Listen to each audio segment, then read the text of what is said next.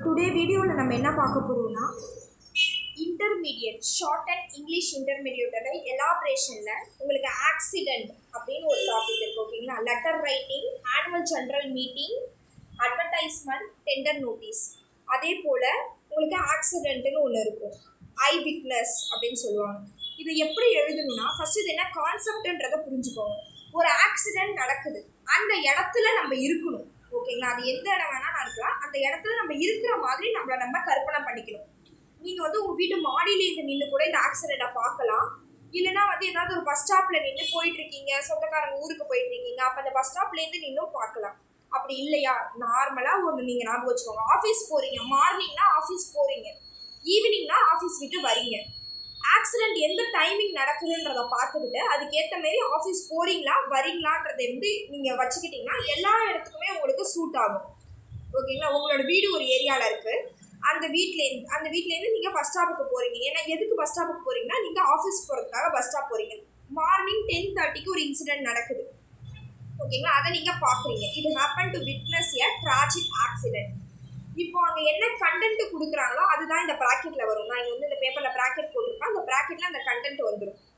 அதை 1 2 அவங்க ஏரியா சொல்லிடுவாங்கப்பா. எந்த பஸ்ஸு தாம்பரம் ரூட்லேருந்து வந்துகிட்டு இருக்கு, இந்த பக்கம் சென்னையிலேருந்து இந்த பக்கம் வர பஸ்ஸு 2 மோதிக்குது, அதில் எவ்வளோ பேருக்கு இன்ஜூரி ஆகிருக்கு, எவ்வளோ பேர் ஸ்பாட் அவுட்டு எல்லாமே மென்ஷன் பண்ணிடுவாங்க.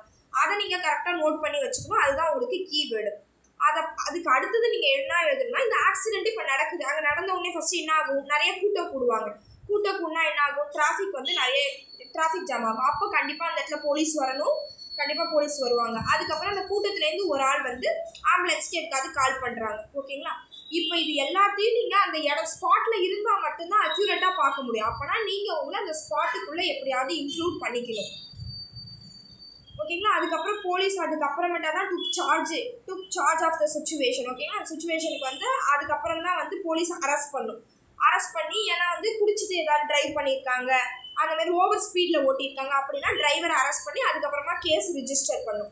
ஓகேங்களா? இது ரிஜிஸ்டர் பண்ண உடனே அதுக்கப்புறமேட்டா இந்த இன்சிடென்ட்லாம் முடிஞ்ச உடனே நீங்கள் வீட்டுக்கு போறீங்க. சப்போஸ் நீங்கள் எங்கள் வீட்டுக்கு போகாமல் ஹாஸ்பிட்டல் கூட நானும் அந்த பேசஞ்சரோட போனேன் ஆம்புலன்ஸில், இல்லை பின்னாடியே நான் வண்டியில் போனேன், இல்லை ஆக்சிடென்ட் ஆனது உள்ளே இருந்ததே என்னோட ஃப்ரெண்டு தான் அப்படின்ற மாரி நீங்கள் உங்கள் கற்பனையில் என்ன வேணால் எழுதலாம். பட் அவங்க கொடுத்துருக்க கண்டென்ட் இருக்கணும். உங்களுக்கு எவ்வளோ மார்க் அலாட் பண்ணியிருக்காங்கன்றதை பார்த்துக்கோங்க. கம்பல்சரி 15 to 20 மார்க்ஸ் அலாட் பண்ணுவாங்க. அதுக்கு ஏற்ற மாரி 1-1.5 பக்கத்துக்கு நீங்கள் எழுதணும். அது உங்கள் கற்பனையில் என்ன வேணா இருக்கலாம், பட் இதெல்லாம் மட்டும் நீங்கள் ஆட் பண்ணிக்கோங்க. ஆக்சிடென்ட் நடந்திருக்கு உங்களுக்கு, அதனால் ஐ குட் நாட் அட்டெண்டட் அதனால என்னால் ஆஃபீஸ் போக முடியல, இந்த பாதிப்பே எனக்கு கொஞ்சம் நாளைக்கு அப்படியே ரொம்ப லாங் லைஃப்பில் இருந்துச்சு, லாங் டைமாக அப்படின்ற மாதிரி நீங்கள் மென்ஷன் பண்ணிக்கோங்க.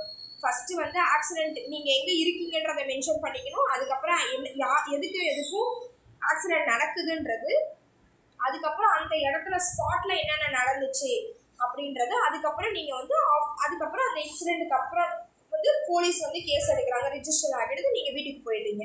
ஓகேங்களா? இதுதான் மெயின் பாயிண்ட். Okay, thank you.